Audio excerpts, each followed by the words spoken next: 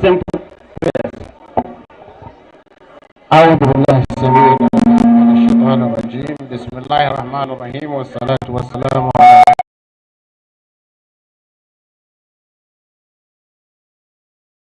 أعوذ بالله من الشيطان الرجيم بسم الله الرحمن الرحيم إن الله وملائكته يصلون على النبي يا أيها الذين آمنوا صلوا عليه وسلموا تسليما اللهم صل على محمد وعلى آل محمد كما صليت على إبراهيم وعلى آل إبراهيم في العالمين إنك حميد مجيد اللهم بارك على محمد وعلى آل محمد كما باركت على إبراهيم وعلى آل إبراهيم في العالمين إنك حميد مجيد اللهم إنا نسألك الخير كله عاجله وآجله ما علمنا منه وما لم نعلم ونعوذ بك من شر كله عاجله وآجله ما علمنا منه وما لم نعلم سبحان ربك رب العزة عما يصفون والسلام على المرسلين والحمد لله رب العالمين.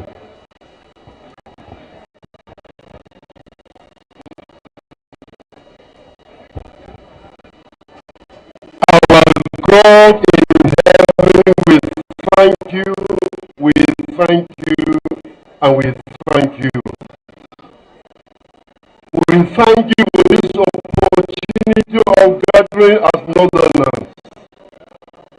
We thank you for your faithfulness and blessing this gathering. We pray that your presence shall be with us and enable us in all our discussion.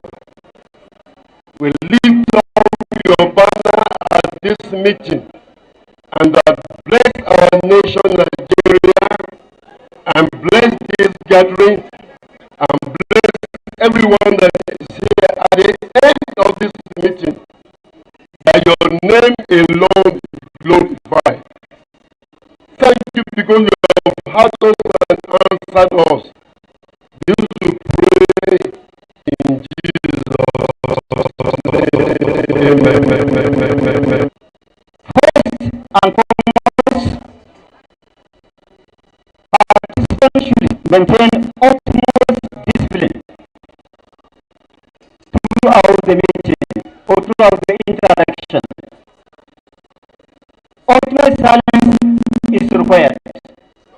As you are hearing now, there is a lot of noise which can interrupt all the discussion or the interaction. Secondly, everyone should be seated. Everyone should be seated and remain seated unless recognized by the uncle to come and give a talk. When you are asked to speak, participants should strictly respect the time allowed.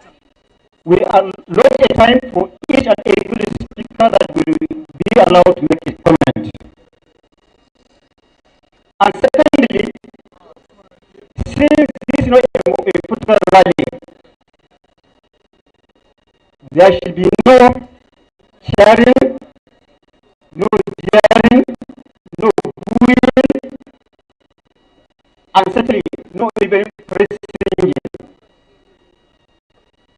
All questions should be made in writing and submitted here so that we can forward it to our distinguished guests.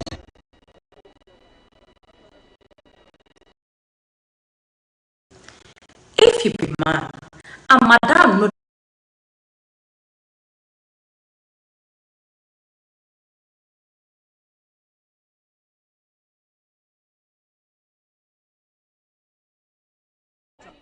We allot a time for each and every speaker that will be allowed to make a comment. And secondly, since this is not a political rally, there should be no sharing, no jeering, no booing, and certainly no even praise singing. All questions should be made in writing and submitted here so that we can forward it to our distinguished guests. I also want to recognize in our midst the former president of the Federal Republic of Nigeria, Ak Mohammed Namadi Sambu. You are welcome. I also want to recognize the vice president of the PDP, I'm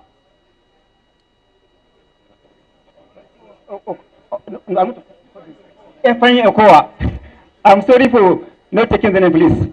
It's not deliberate. It's an oversight. So, obviously, one of the important and significant of convening this meeting, which I say is very historic, the first of its kind, not only in northern Nigeria, but in Nigeria at large.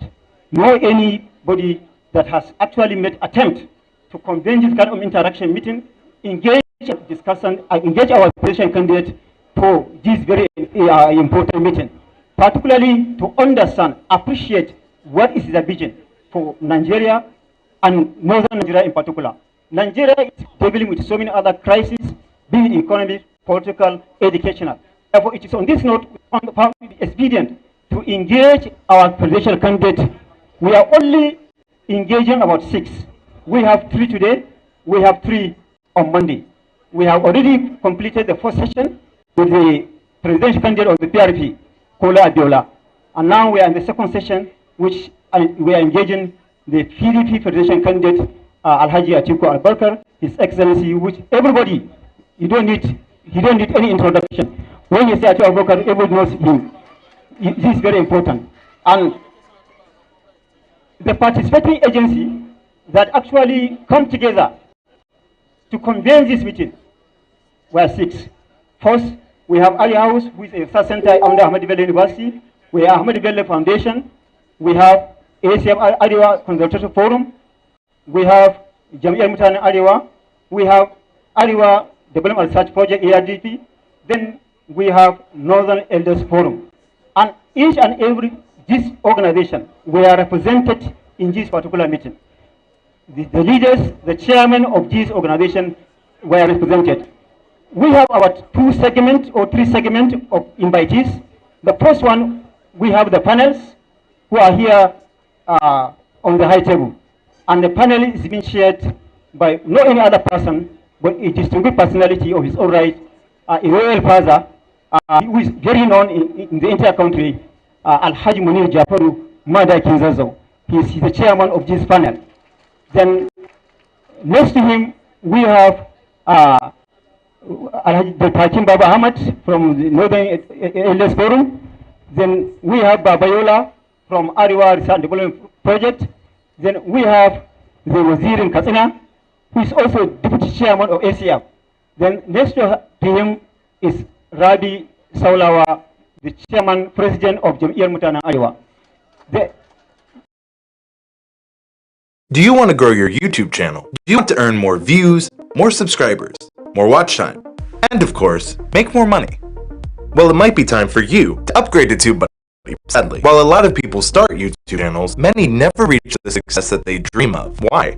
Well, what you want to do on your YouTube channel, but it's very easy to get bogged down in details and not focus on the important parts, making great videos that people want to watch. You might already know about the free version of TubeBuddy. It's packed with more than 30 free tools to make it easier for you to navigate and grow your YouTube channel.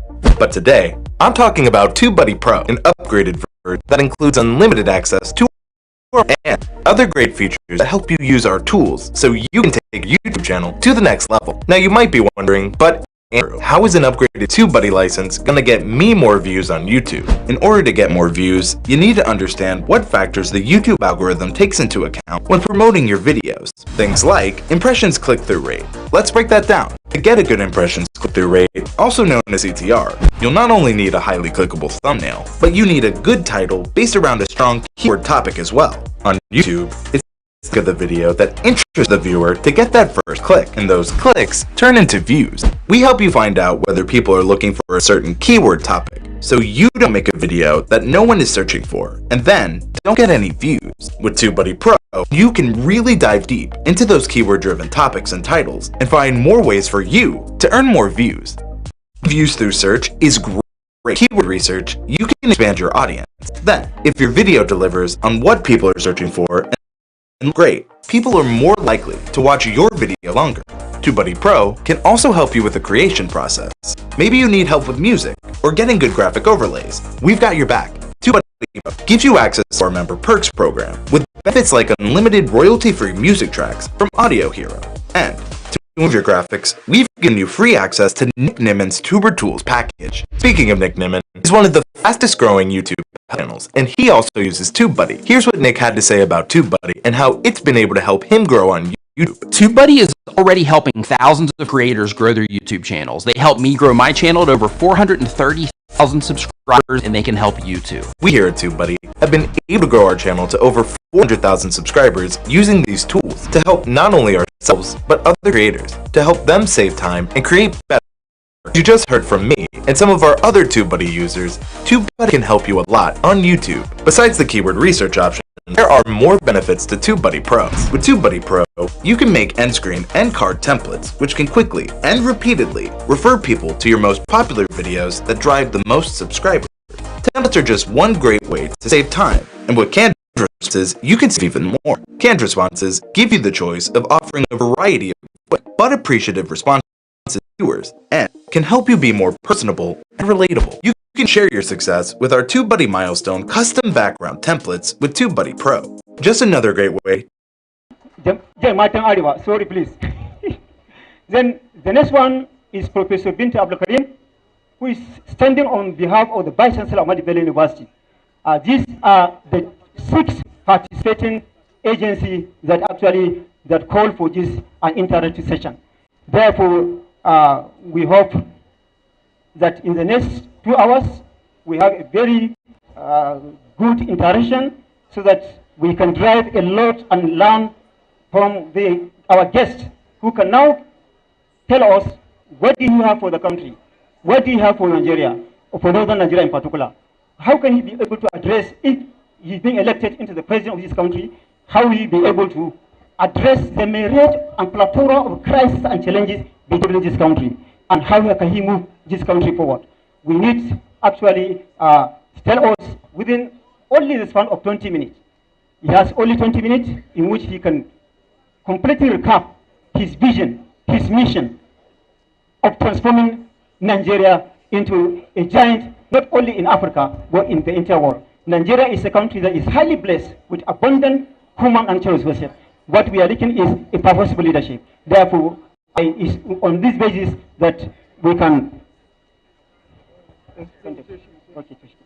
So the next thing on the agenda, because of time frame, I want to invite the chairman of the panel to give us his own remarks.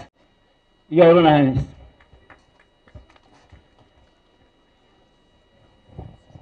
أعوذ بالله من الشيطان الرجيم بسم الله الرحمن الرحيم الحمد لله رب العالمين وصلى الله على النبي الكريم. Permit me to stand on existing protocol. It is my great honor and privilege to extend on behalf of Arewa Joint Committee a very warm welcome to His Excellency, former Vice President Atiku Abubakar, who is here in Adama, the presidential candidate of People's Democratic Party. I welcome to this event VP Atiku's most loyal disciple, as well as members of his inner and outer support team. I welcome his friends and well-wishers. I also welcome our distinguished elders, honorable stakeholders, our guests, members of the press, ladies and gentlemen. I can hardly express how delighted we are with the acceptance of the Vice President Atiku to attend this important event by coming in person. Vice President Atiku leaves no one in doubt of the importance and esteem of which he holds the people of Northern Nigeria. As you can see, this program is organized by all the major civic societies and social-cultural organizations in Northern Nigeria. They include the Arewa Consultative Forum, ACF, the Arewa House, the Ahmadu Bello Memorial Foundation, the Northern Elders Forum, the Jam'iyyar Matar Arewa, the Arewa Research and Development Project, and some youth organizations. These groups have their different and separate identities, structures, and operating cultures, but although different in many important aspects, They are united in the vigorous pursuit of peace, progress, and development of northern Nigeria within the context of the Federation of Nigeria. Their decision to come together and establish a single platform of which to engage closely with the presidential candidates of major political parties in the 2023 election is evidence, if any more is needed, that the people of northern Nigeria will stand together whenever occasions call for it in defense of their core interests. There is no doubt that 2023 elections in Nigeria are coming at a time of considerable anxiety and apprehension. However, the issues and the challenges in Nigeria are not the same, nor do they affect all parts of the country equally. In many cases, such as insecurity and violent crimes, illiteracy, unemployment, general poverty, etc., situations in the northern states differ quite markedly from those in the south of the country. Obviously, over our concerns and priorities reflect the challenges we face. Therefore, while we expect the meeting to enable us to state many of our most serious concerns, it will at the same time allow us to listen to Your Excellency as you explain how you plan to address them, inshallah, when you become the President of Nigeria next year, inshallah. To help facilitate this dialogue, we have prepared a short memorandum in which we identified some of the more urgent issues and other matters of concern of northern Nigeria today. In proceedings, when all is said and done, the outcome of this dialogue shall present a covenant between the incoming president and the northern Nigeria. Once more, you are welcome. Assalamu alaikum wa rahmatullahi wa barakatuh. Thank you very much, the chairman of the panel. And because of we have already wasted most of time, I think we want to skip the remarks by the chairman of the participating agencies. We want to go straight and invite our distinguished guest, His Excellency Alhaji Atiku Abubakar, to come and give his own speech within 20 minutes. Time is very, very important. You know, when you allow His Excellency to talk, he can talk for the next 1 hour, 2 hours. Therefore, I want to give you 20 minutes. You are starting at 2:43. Therefore, by the time when you are 20 minutes finished, maybe I will have to. Thank you, Your Excellency. Thank you.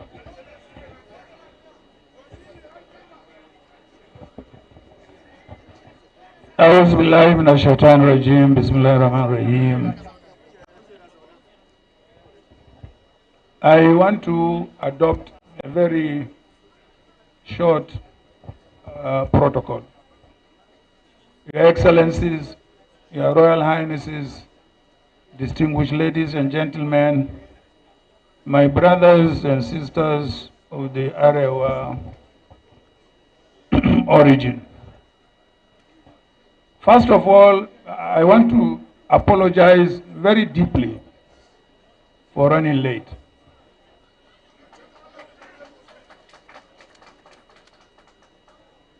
We were held up in Zaria on a courtesy call to the Emir. So I do apologize sincerely for this delay. Again, I want to apologize on behalf of Arewa House for the environment you have found yourselves. Very hot, very humid, but we all should blame ourselves. We should have made this place cooler.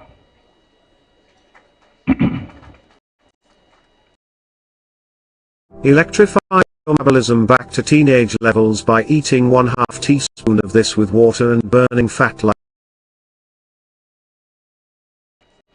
I thank the Arewa House for really giving me this platform to speak to such a very distinguished audience.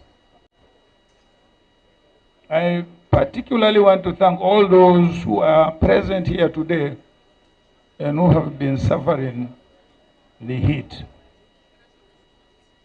Your love for northern Nigeria is evident in that you have left your regular pursuits to be here to interact with us on issues that are germane to the progress of the nation and indeed to the entire nation.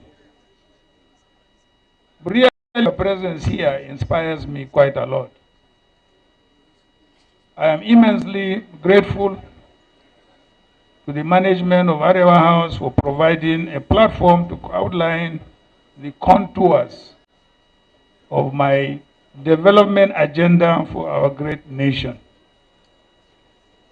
As I aspire to govern Nigeria with your support, inshallah, I find it necessary to unveil a policy document which encapsulates my vision for a united, prosperous society in which all citizens can realize their full potentials in a secure and decent environment.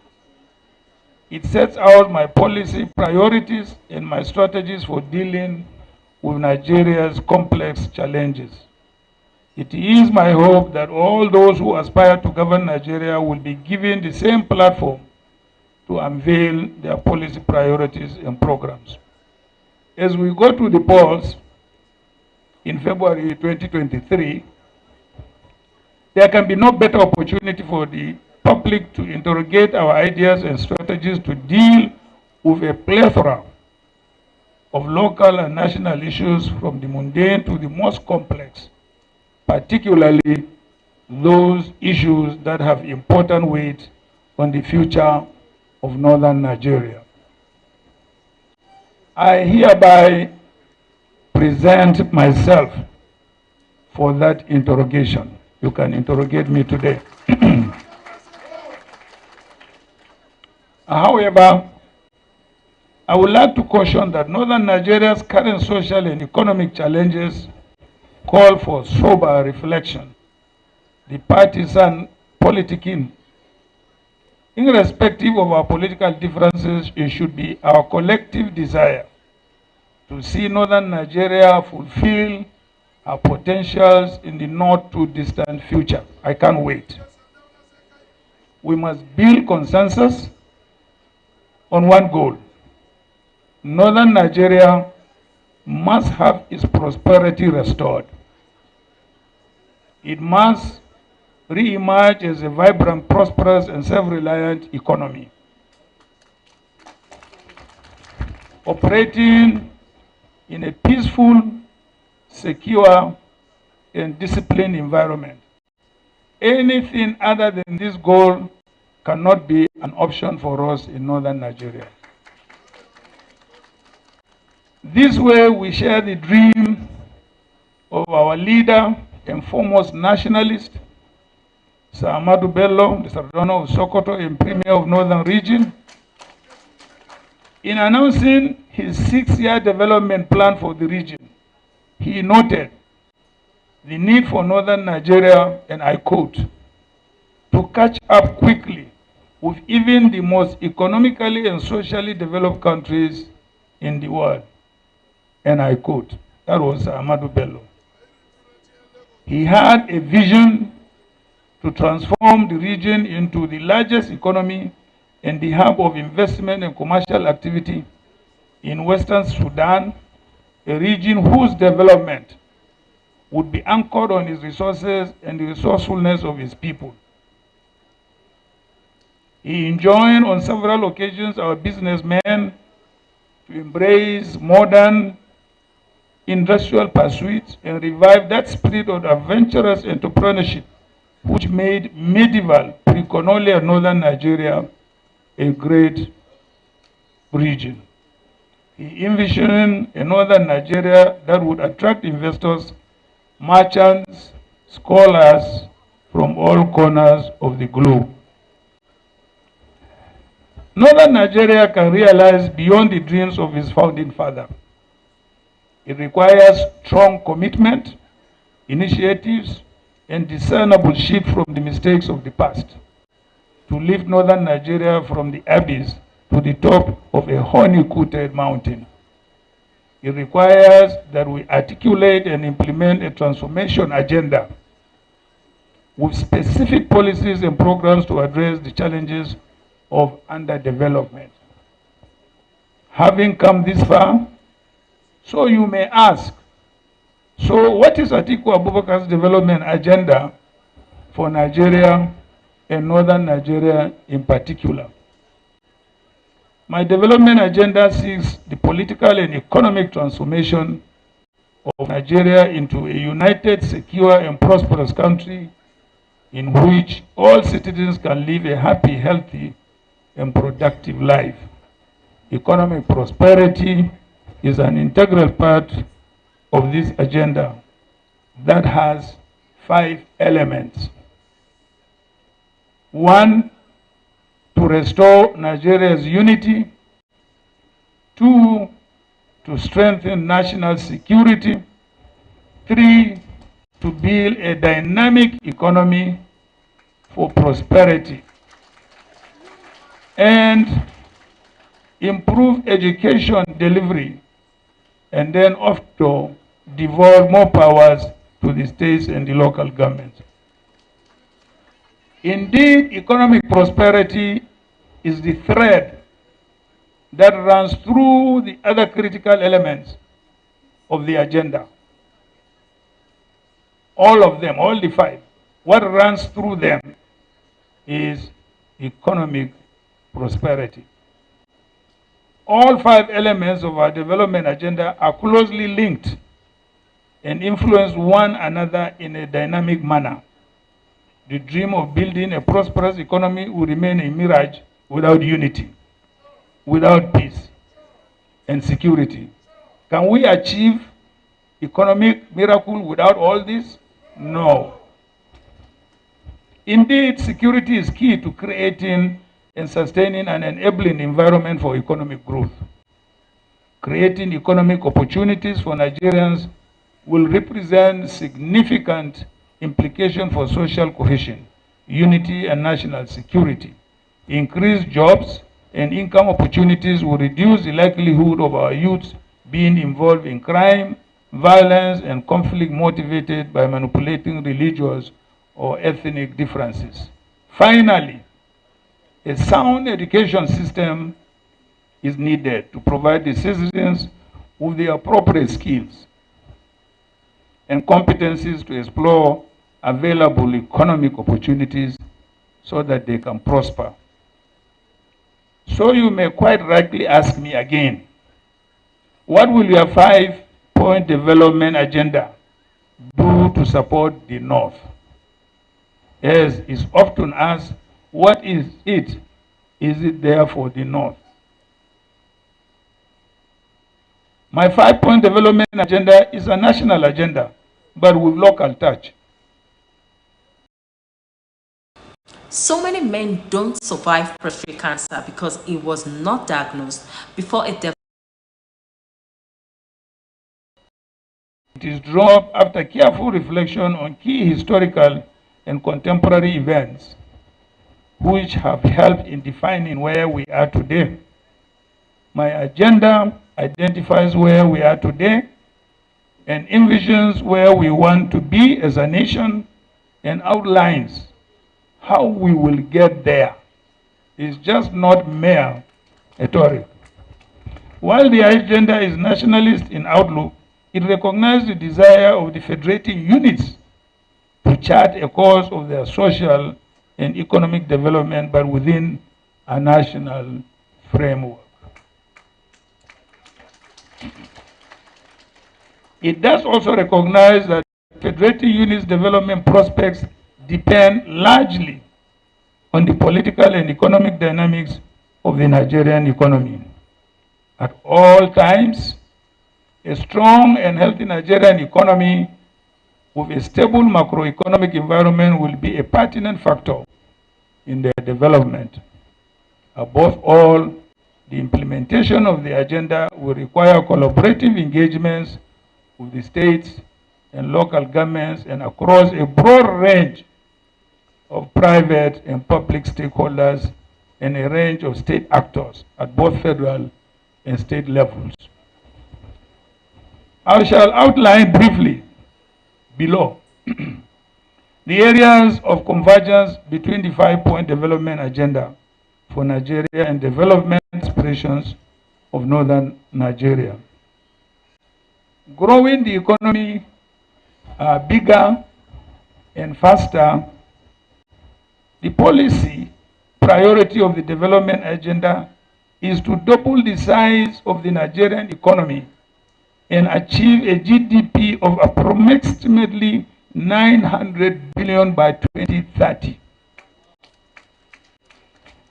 This would raise Nigeria's GDP per capita from the current levels of approximately 2,000 to 5,000, with additional significant impact on jobs and poverty.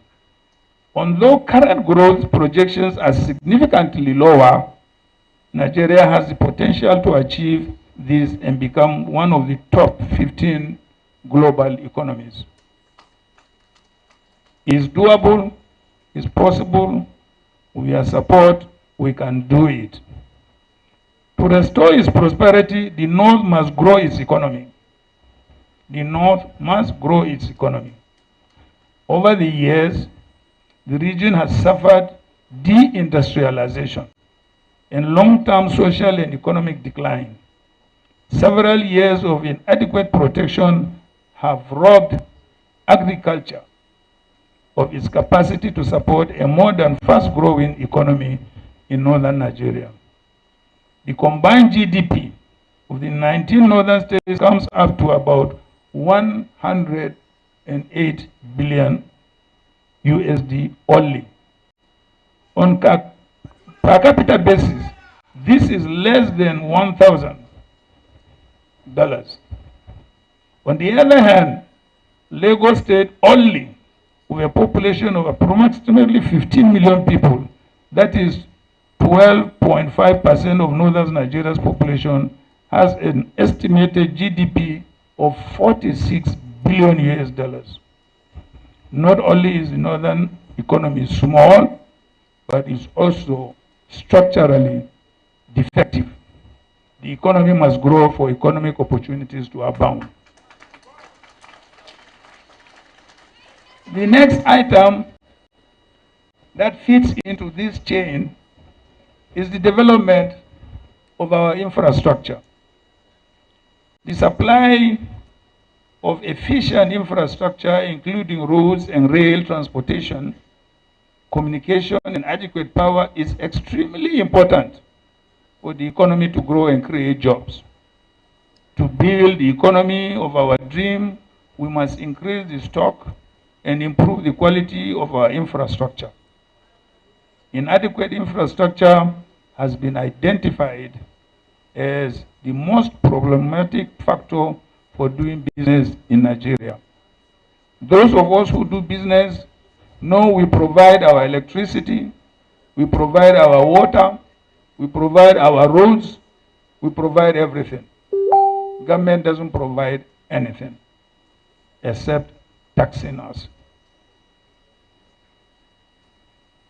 In terms of actual spending, Nigeria currently spends less than 1% of its annual GDP on infrastructure as against the required levels of between 3 to 5% of annual GDP.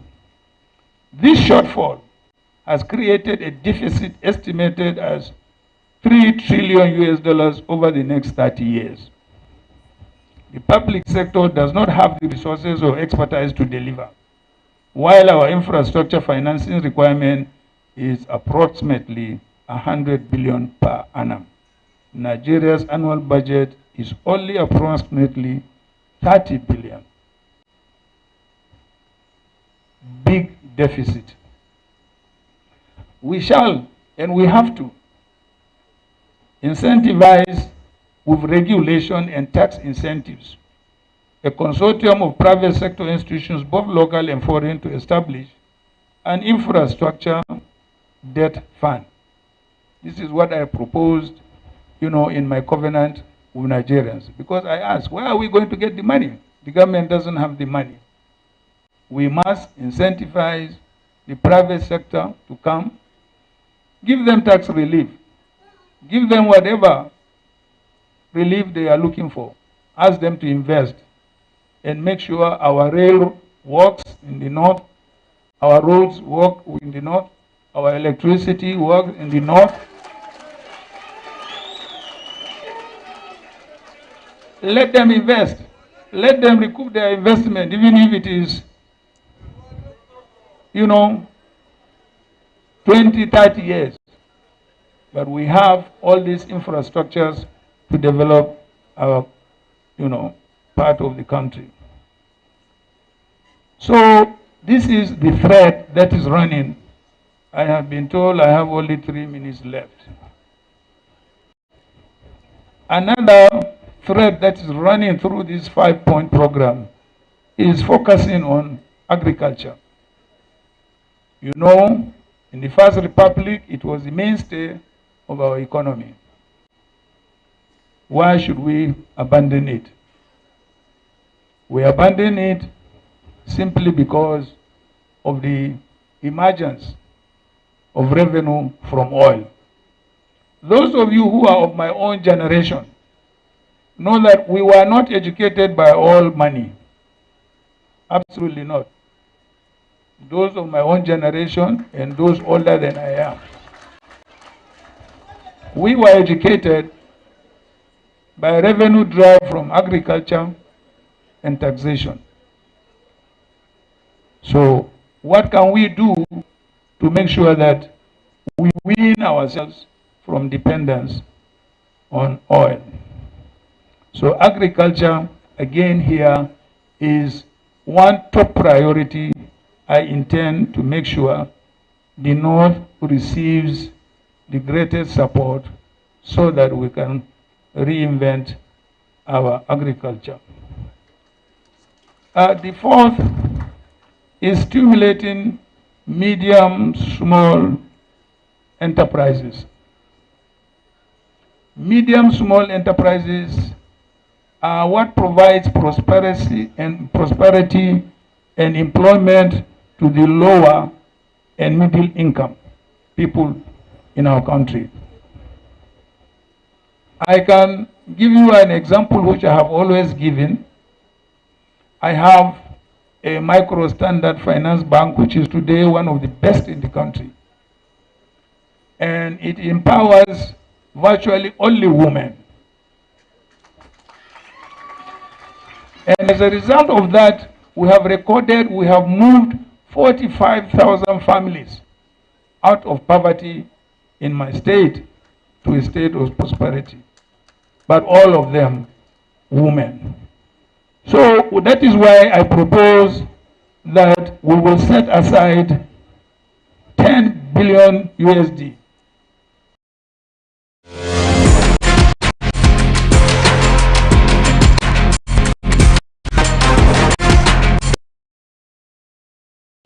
to promote small, medium enterprises for our young entrepreneurs who leave school so that they can start up their own businesses.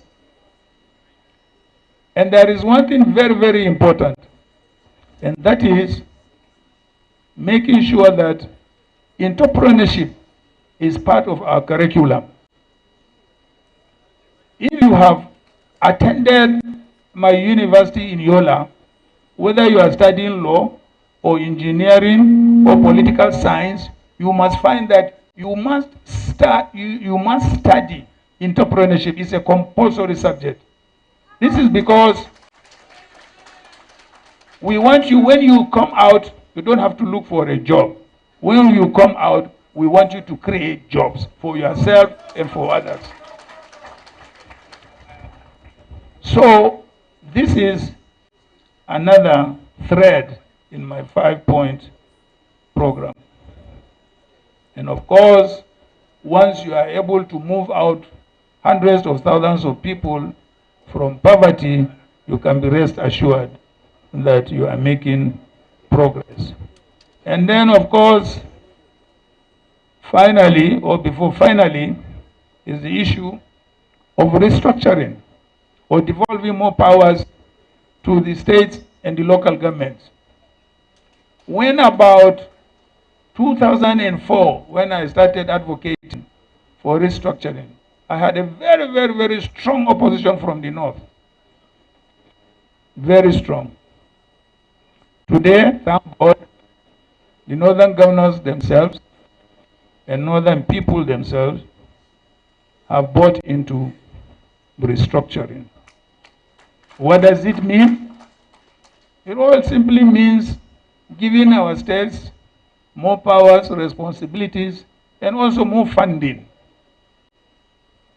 to execute their own individual programs in their respective states. Simple. It doesn't mean you are going to get less from what you are going to get or what you are getting, but it simply means that you have more responsibility as far as governance is concerned. And then, of course, the last but not the least is the repositioning of our educational system. In the old northern Nigeria, there was no dropout. There was no dropout. Those of you who are as old as myself or older than me can testify. No dropout. You see, the first set, you go to government college, either Zaria or Kefi, or then secondary technical, this Kaduna Polytechnic. The second, you go to provincial secondary schools. The third, you go to the craft schools. In the craft schools, that is what have become polytechnic. You learn your city and guilds. The fourth, you go to the farm centers. In the farm centers, you are trained either in animal husbandry or some form of trade. So that by the time you leave the center, you are given a capital. So Ahmadu Bello used to approve, capital for them. So at the end of the day, no dropout.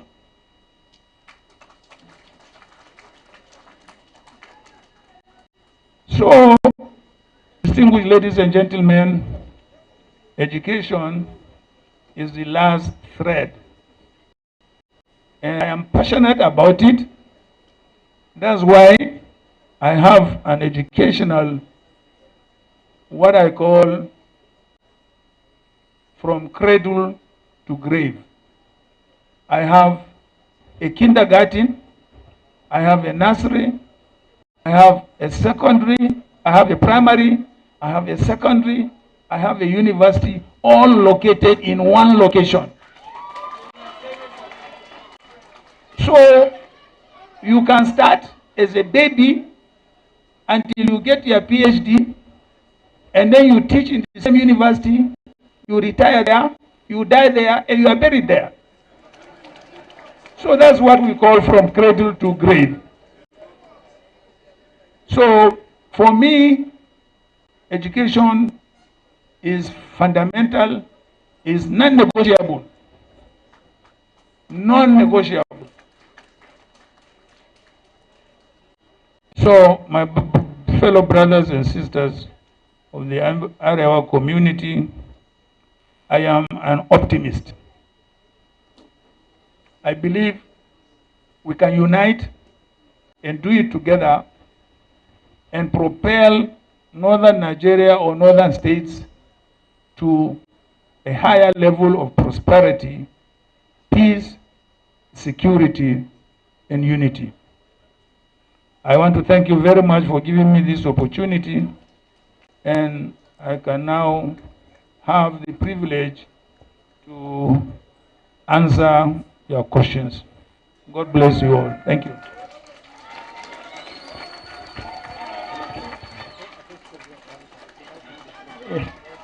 Thank you very much, Your Excellency. Thank you very much, Your Excellency. Alhaji Atiku Abubakar.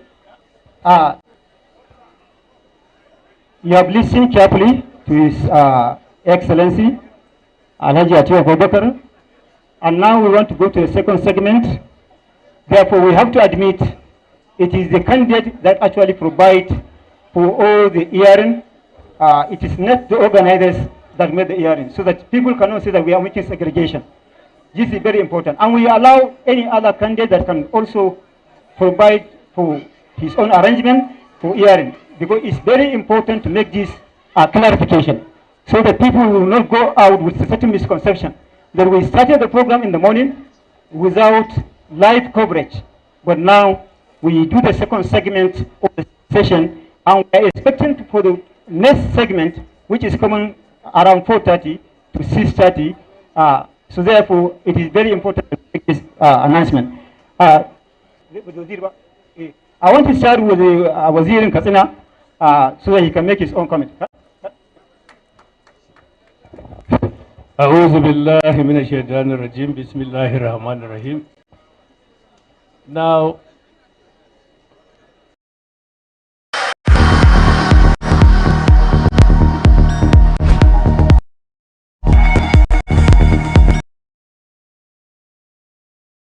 my name is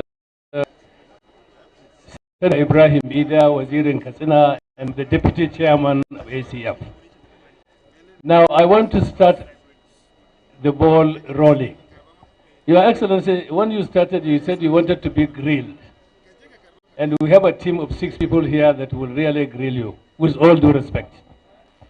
Sir, I'm going to ask you a question on a social issue. An intractable issue that has defied solution. An issue that is a global, national problem, but it has been predicated to a state or local government issue. And that is the issue of al-Majri. Now, statistics show that there are over 20 million out of school children. Definitely, I believe that there are more than that. Now, we have not gone into the details of your covenant with Nigerians, but we want to know specifically. This issue has now been made to be addressed by local governments and states. They don't have the resources, they don't have the wherewithal, and for that matter, I don't think they even have the capacity. Sir, what specific approach would you make that is different from what the previous governments have done, which have really either scratched it on the surface or has not made any possible or any apparent impact? That is the question, Your Excellency. Please, the media should move their microphone to the front of the Vice President because he wants to answer the question while sitting. No problem? Eh? Yeah, okay. Thank you. Hello. Yeah, have your attention, please. Please, we need absolute silence, please. We need absolute silence, please. The Waziri of Katsina has asked me a question on the issue of the Al-Majri case. Yes, it is true. According to UNESCO, we have about 20 million out-of-school children in Nigeria, and most of them in the north. I believe you don't need magic to resolve this problem. What you need is commitment and investment in education. I want to give you an example what happened to me. In 1999, when I became vice president, I went to visit my village. I found that the only primary school that was still standing was the one I attended, which was established in 1954. And it had more than 3,000 pupils. More than 3,000. What did I do? I now went to every Angua. We have about 7 Anguawi in my village. And I built a complete primary school and equipped it and handed it over to the local government and built a science secondary school and also equipped it and handed it over to the local government. The point is that I don't agree that either our local governments or our states don't have the capacity. I will tell you why. Again, when we were in office, we enacted a compulsory education law, making it compulsory for every child to go to school in Nigeria. And it is the responsibility of the states and local government to ensure that. What did we do?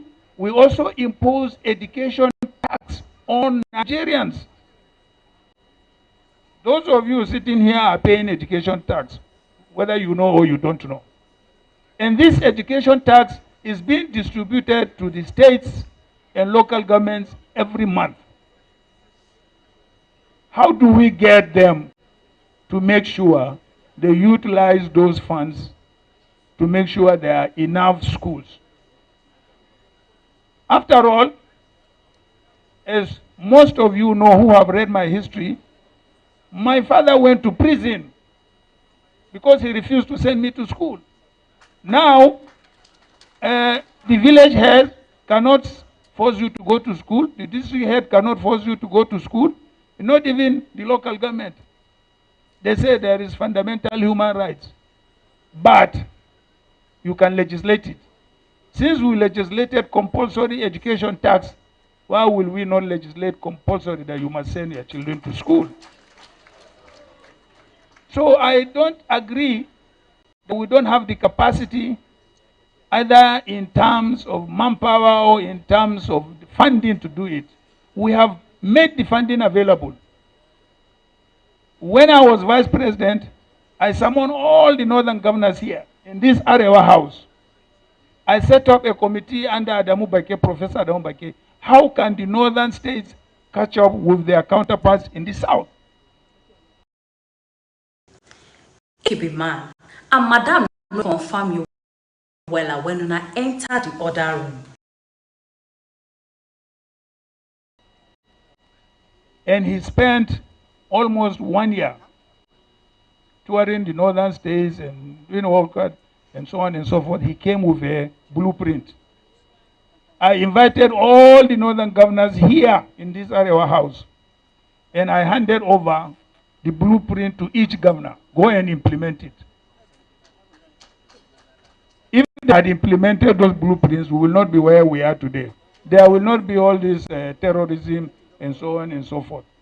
No. So we have what it takes. What perhaps we have lacked was the capacity and also the leadership. Me, I will not be president and sit down and see you do this work. I will not sit down and look at you.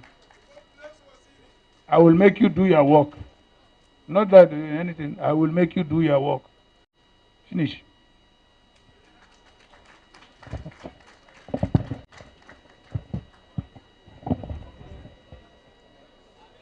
The next one, I want to be selfish. I want to invite Professor Binta Abdul Karim to come forward.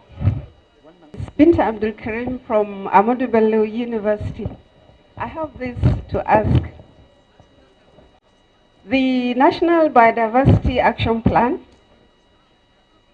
the Act on the Corruption of Water, the Clean Air Act, the Niger Delta Commission, the Lake Chad Basin Commission, the GGW Commission have everything in common. That is to improve the livelihood of Nigeria. That's the Alternative Livelihood Package.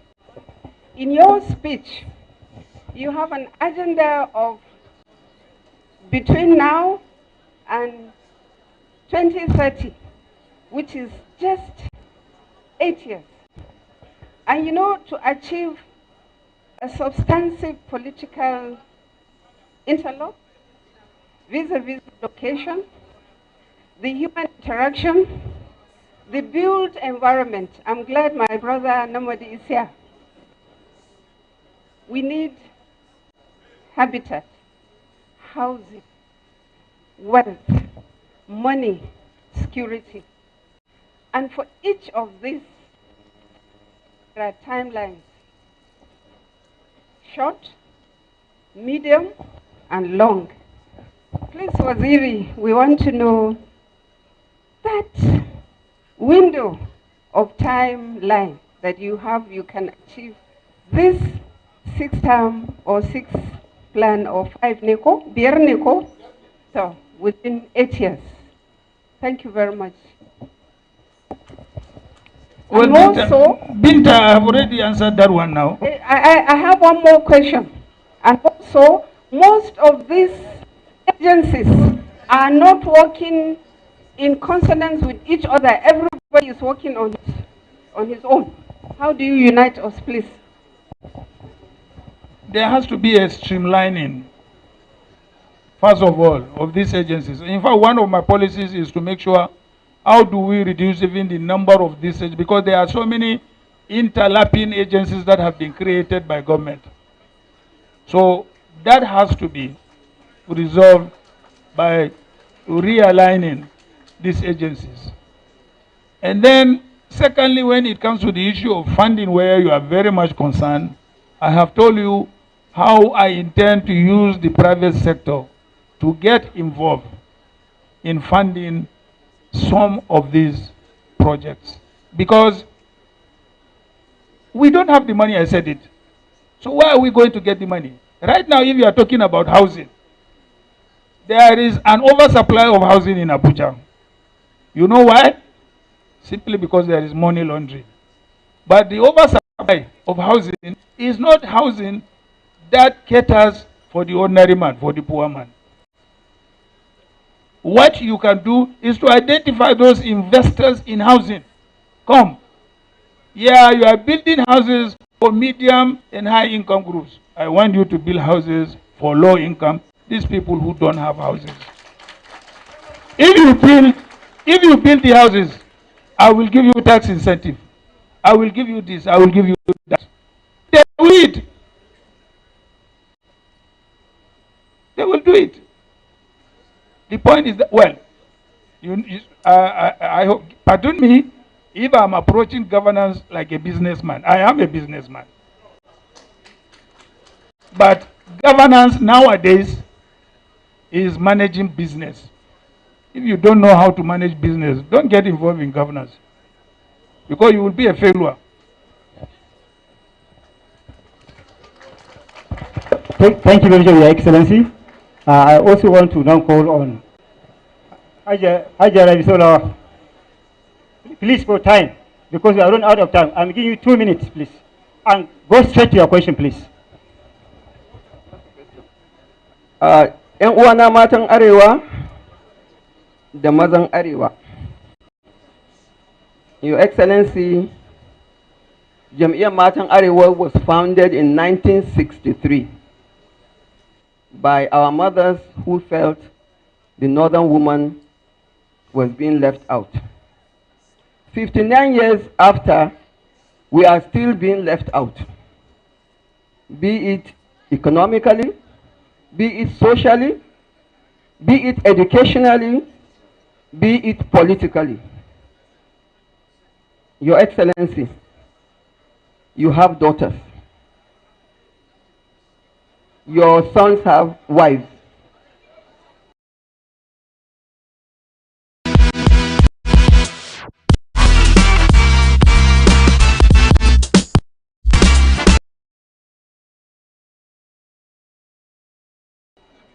I think it's high time we, the northern woman, is given a chance.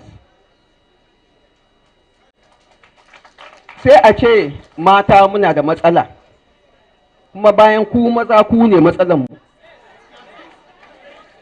Sai ku ji an ce ai mace tana da rauni. To raunin ba hauka bane, ai muna da hankali. To gaskiya, apologies to those that don't understand Hausa, but this is a brother of ours. He is from the north. He is a son of the soil. He understands what I'm talking about. And I think we have taken enough. Politically, look at Northwest. There's only one legislator female legislator in Kaduna State. There is none, House of Assembly. There is none in Kano. There is not one woman assembly, Sokoto, Kebbi, Zamfara, Gawa, and even in Kaduna, we can say we are Kamuyabuye. There's only one, and she's still struggling for her seat. Politically, they will say, the form is free. Abi, my sister, the form is free. But at the primaries, that's where you people bring us down. Wallahi, now, I don't think there's any chairperson of any political party that is female. Is there? Is there in PDP, sir? I think Mr. Ayu is here. Time. Let me finish. Please. Time. Any political party, they will give you woman leader, and they say they're finished with the women. That woman leadership should be dissolved. We don't want it anymore. Maybe if we abolish it, maybe one day there'll be a female chairperson in a party. We have a lot of our girl child that are uneducated. We have so many problems. We have early child marriages. Health-wise, we have women in the local areas, in the rural areas that die while giving. Please. We have so many problems. And you are one of my problems. I know. Ajarabi, if you want women problem to be solved, vote PDP.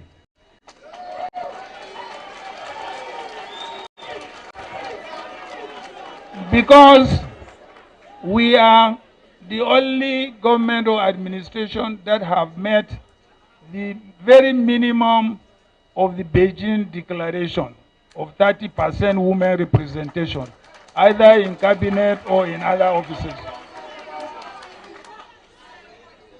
And in fact, if you vote for me, you will get more.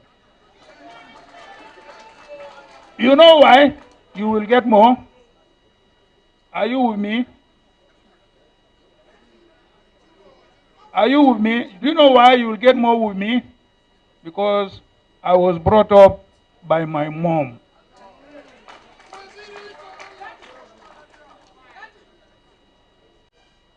After my father died long time ago.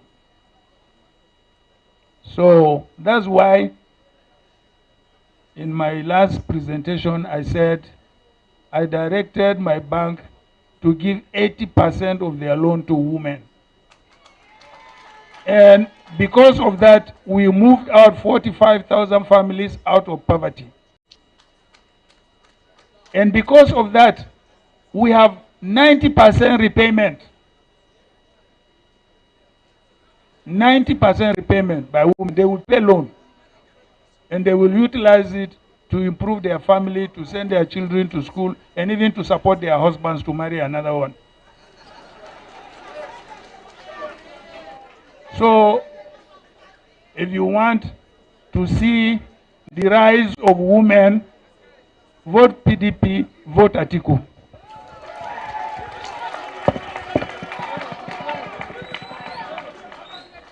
Thank you very much, Your Excellency. I want to call Alhaji Babayola, please. I'm giving only 1 minute, please. Your Excellency, sir, my name is Babayola Mahmoud Toko. My question is, irredentism has taken over the country. We only hear of Yoruba race and Igbo nation. When people are talking about Nigeria, from where I'm sitting, I notice it's only northerners. I'm talking as a northerner, not as a pan-Nigerian. It's only northerners that are talking about Nigeria. People talk about the Igbo nation, the Yoruba race, and so on and so forth. Oh my goodness, like you do that guy. But like, what would you do? In this context, I've been profiled. I've been denied opportunities of growth in certain parts of the country. I've been maligned. Criminality and banditry have been ethnicized. and it has been identified with me. In your 20-minute presentation, I didn't hear you talk about how you intend to make me feel a northerner.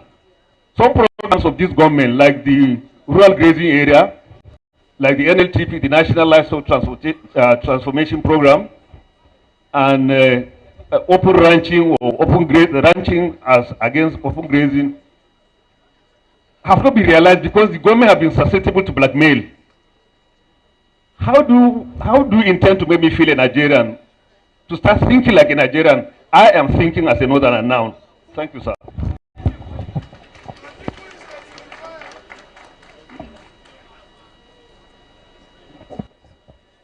Thank you very much. To be honest, we northerners always think about Nigeria more than other parts of the country. This is simply because we are multi-ethnic and multi-religious. There is no any other ethnic group in the southwest other than Yoruba. There is no any other ethnic group in the southwest other than Igbo. So that's why they identify themselves as Igbo nation, Yoruba nation, whatever nation they call themselves. But in the north, what are you going? You can only identify yourself as a northerner because we are multi-ethnic and multi-religious. Multi-ethnic and multi-religious. When you come to you give an example of grazing or open grazing. One, I am a manufacturer of livestock feeds, from cattle to poultry. Two, I have more than 1,000 heads of cattle. They have never moved out of one location. So it's simply introducing modern methods of looking after our livestock. No more, no less. I had a very big quarrel with the governor of Otom on his accusation of Fulani, this Fulani, that. Big quarrel with him. I say, I'm Fulani. Why should you categorize all Fulanis? And he admitted even his own ethnic group are stealing his own cow. I said, then why are you not calling all thieves? They are all thieves also. So it's just that we have to improve on the way and manner we look after our livestock. They have 1,000 heads of cattle there. They have never moved out. And I'm a manufacturer, as I told you, of livestock feeds. From cattle to chicken to whatever. I manufacture them and I sell. So it's a question of introducing modern ways of how we tender, our livestock. Finish. Thank you very much, sir. I also now want to invite Dr. Mikim for just 1 minute, Doctor. Your Excellency, Northerners are watching you now, and in the next few days, they will hear or they will see you. Please tell the Northerner why, out of all the presidential candidates, they should trust you and not anybody else with their votes and their trust, and why you are the best candidate that can lead the North and Nigeria through changes. Please, talk to the Northerner directly.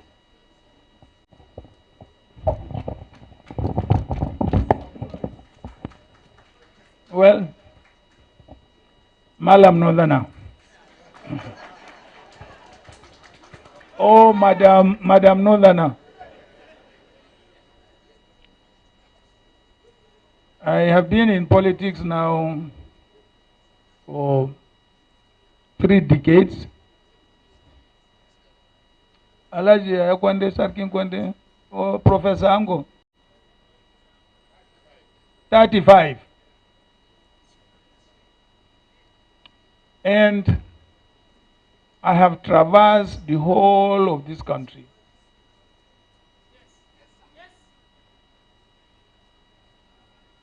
I know the whole of this country. I have built bridges across this country. I think what the average northerner needs is somebody who is from the north and who also understands the other parts of Nigeria and who has been able to build bridges across the rest of the country. This is what the northerner needs. He doesn't need a Yoruba candidate or an Igbo candidate. This is what the northerner needs. So I believe I stand before you as a pan-Nigerian of northern origin. Thank you very much. I want to call Chief Audube. I want to give you 2 minutes. Please take it. I want to give you 2 minutes, please.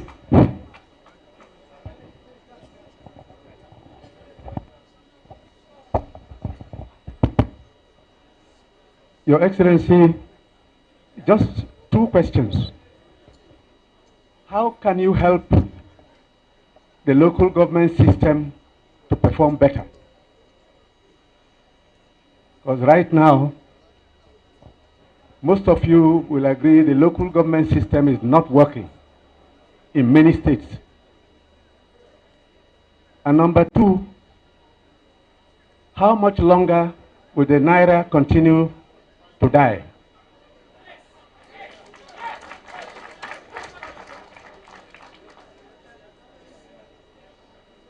Your Excellency, we are of the same generation and we knew the Naira was $1.50.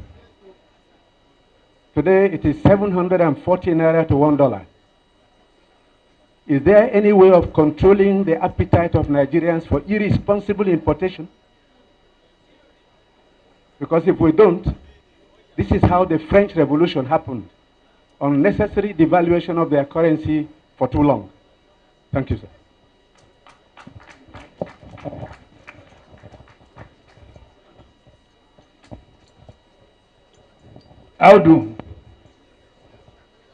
Chief Audu Ogbe, you and I were foundation members of PDP. You know that in our government, that was not so. You left us, you went to APC. And you brought about the present predicament you are talking about.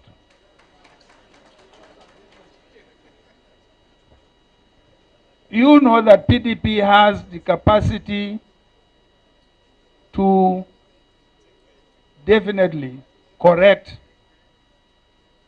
these challenges that have been brought to us by APC. We did it before when we came in 1999. We lifted the economy virtually from bottom to the top. Nigerians said we didn't know how to do it. I think they said there is a Hausa proverb where they say when you have 2 wives, you know which one is better. I don't know. So Nigerians have now tested PDP and APC. Yawa Jiki Magai.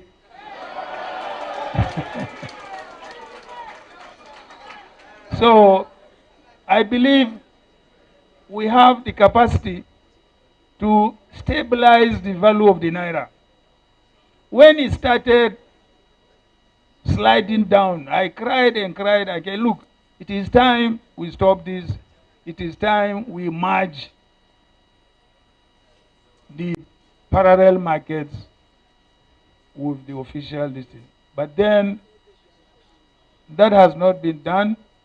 We now have maybe about 4, exchange rates. I've never heard of it. I'm not an economist, but I listen to economists. And every economist that I have listened to has told me that it is wrong. So I believe we have the capacity and we have the experience to merge the exchange rate to a level where international investors will be comfortable to bring in their money, and also Nigerians themselves will be comfortable with the value of their currency. Thank you very much, Your Excellency. How do we help the local government system be more efficient? Again, I will want to go back. When I was vice president, I used to be in charge of local government. So, and I directed the Ministry of Finance.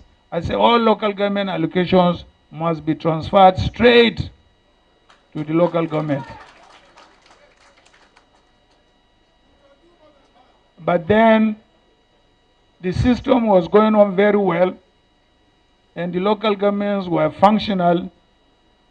And then later on, I was overruled and was told that the local government funding must go through the states to a so-called joint account. And from joint account, we don't know where the money went to. So I believe it is something that we can also correct. For sure, we can correct it. And the local governments can function better. I used to tell some of these local government chairmen, I said, when I was growing up, the people who were running our local government or native authorities system were either grade 3 or grade 2 at most. And yet they ran a local government system that was very, very efficient, very accountable, and we were all educated from local government sources. No oil money, it was only taxation. My parents were paying poll tax, cattle tax, goat tax, market stall tax, radio tax, bicycle tax.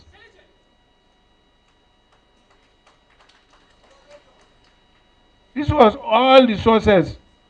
Abi, those of you, my elders who are here, Waziri, Bauchi, and others.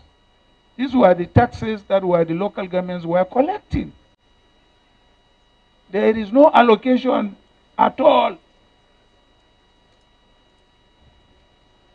So we can reinvent how the local government system can be funded, can be managed, and then we can have the best results from that reorganization.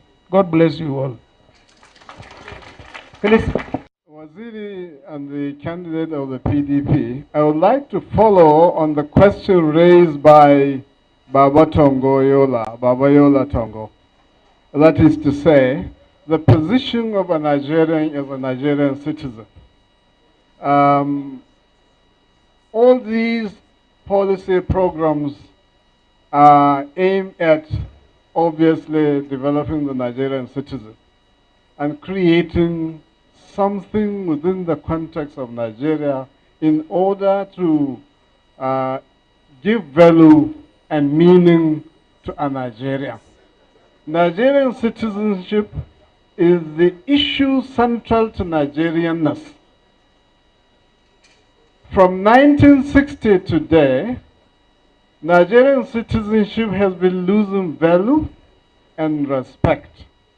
It has diminished a position that while the Constitution has guaranteed a Nigerian citizen to move around the country in freedom, safety, and peace, and to live in any part of the country, to pursue peace, livelihood in any part of the country, in reality, it is not so.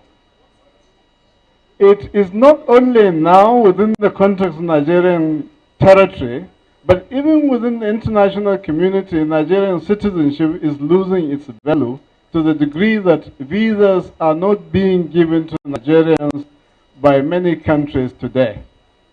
So I'm wondering what the former vice president and candidate would do with his experience to help restore that dignity, that value, that meaning of Nigerian citizenship.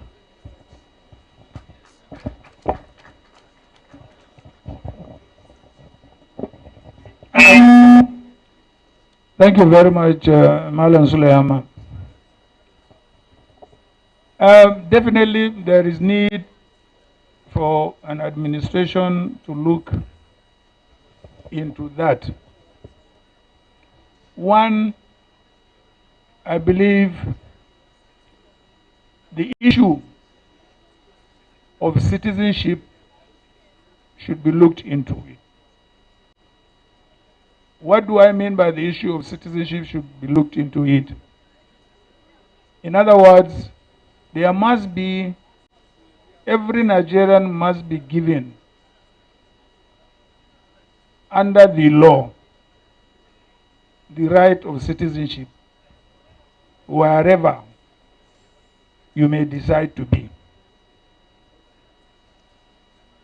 What I mean by that, at the 1994 Constitutional Conference, we have made a draft proposition on the issue of residency, where we made it, or we made a provision where a term of residency spanning either 2 years or 3 years will give you, wherever you reside, the right of a citizenship.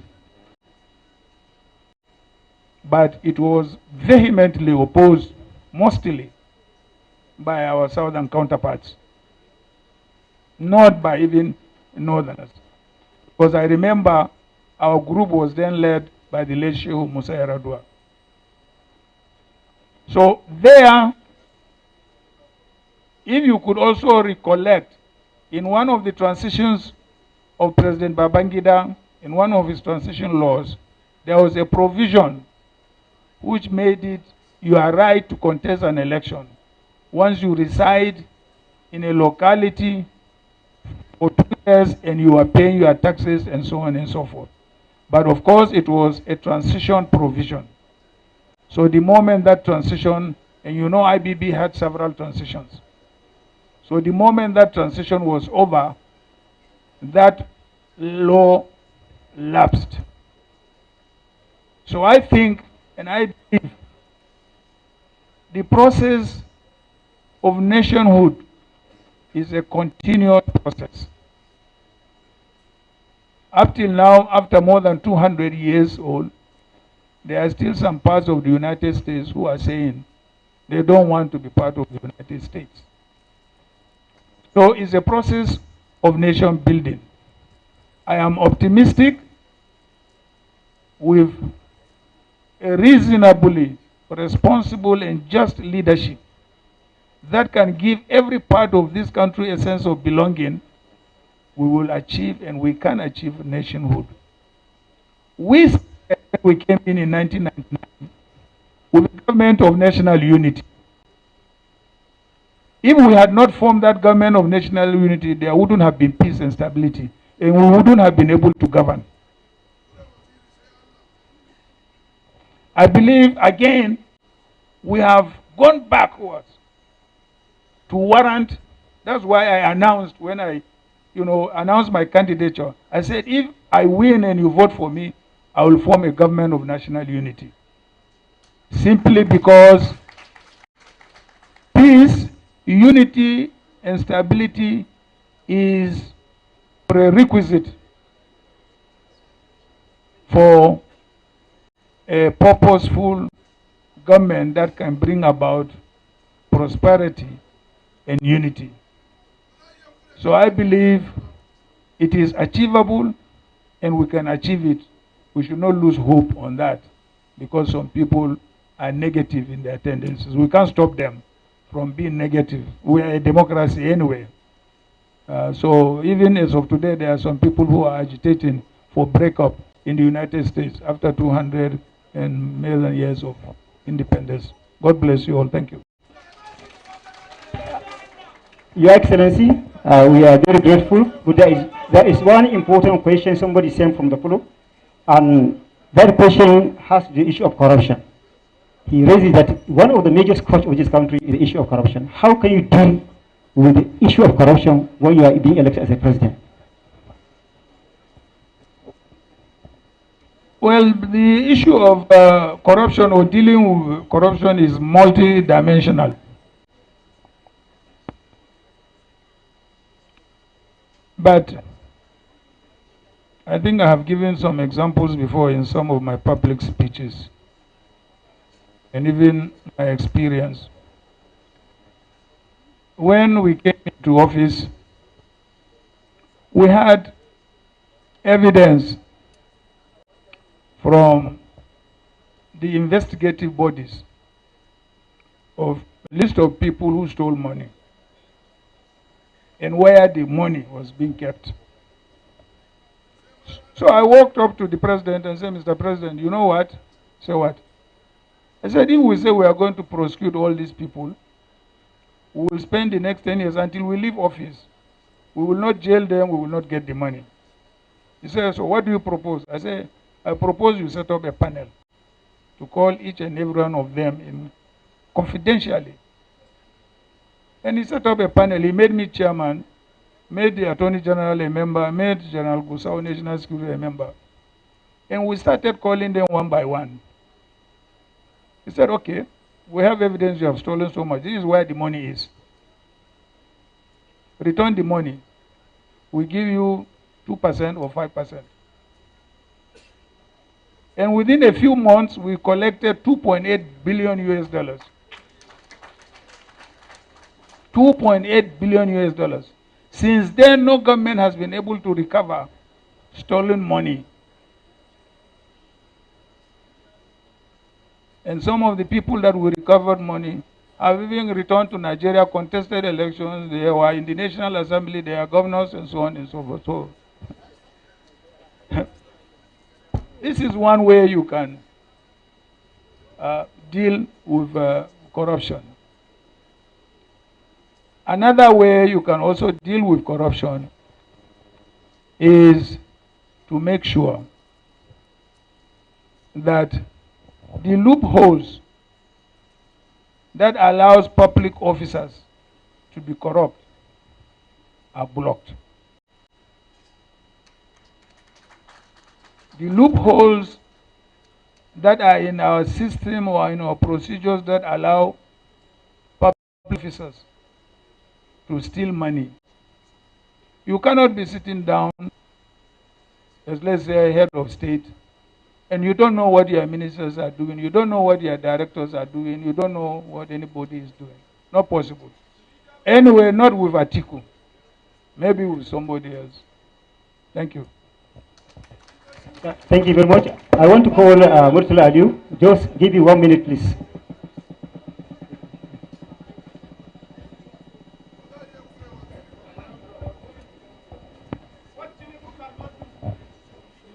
Your Excellency, next year by now, there will still be flood in Abuja and in Jigawa and most part of northern parts of the country. Because we've been warned last time that there will be flood this year. And if nothing is done, there will be the same flood next year.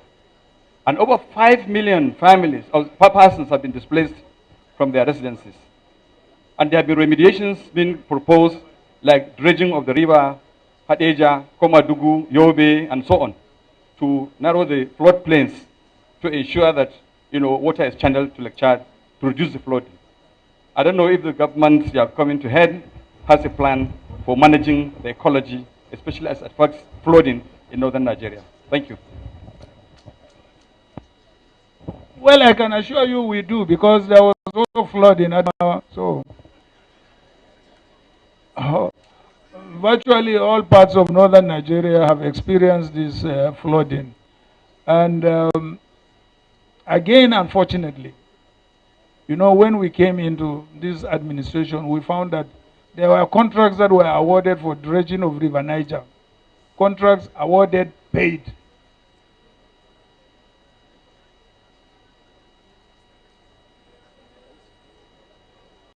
Up till today. No. So I believe that these are projects that are fundamental to the realization of our food security, in particular in the north, and also our agriculture. Again, some of these dams can be turned into medium or small and medium hydroelectricity projects. I propose that in our second term, by 2005, we would have been self-sufficient in electricity. But that proposal was not, or was rather rejected. So all these rivers and dams, for instance, you have so many dams in the northwest. All what you need to do is bring the turbines, install them, and you generate power.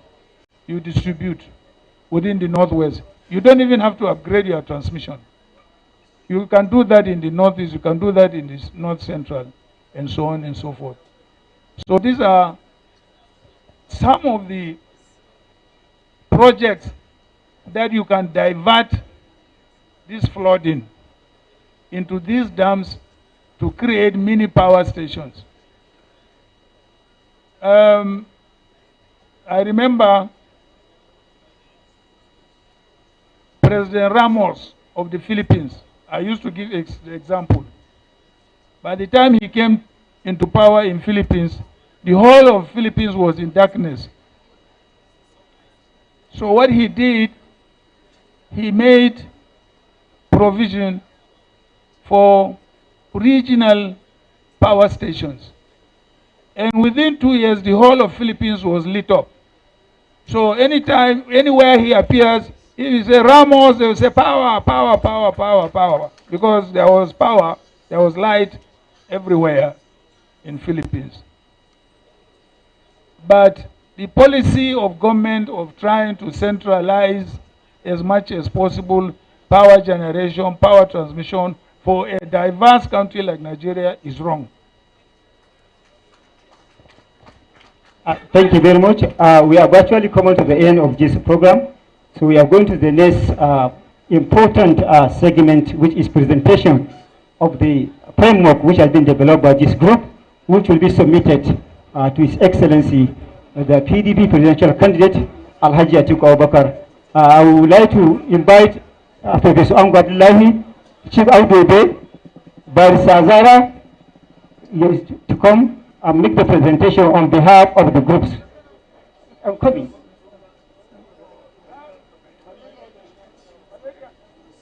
No, right.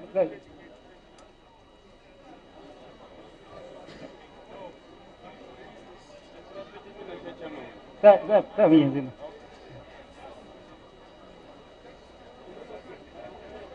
It's okay. That is okay. That's the list. Yeah, akwai board of tax. Kai za ka yi.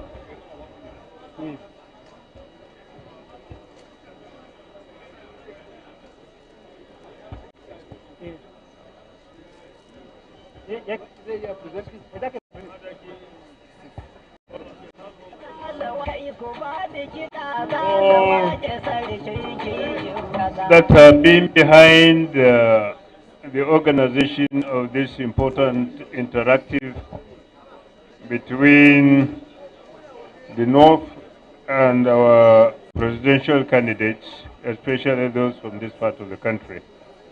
They have prepared something that they think the candidates will carry home, and it is my honor and privilege to be assigned to hand this over to you. It's Vice President, hopefully Mr. President. Thank you.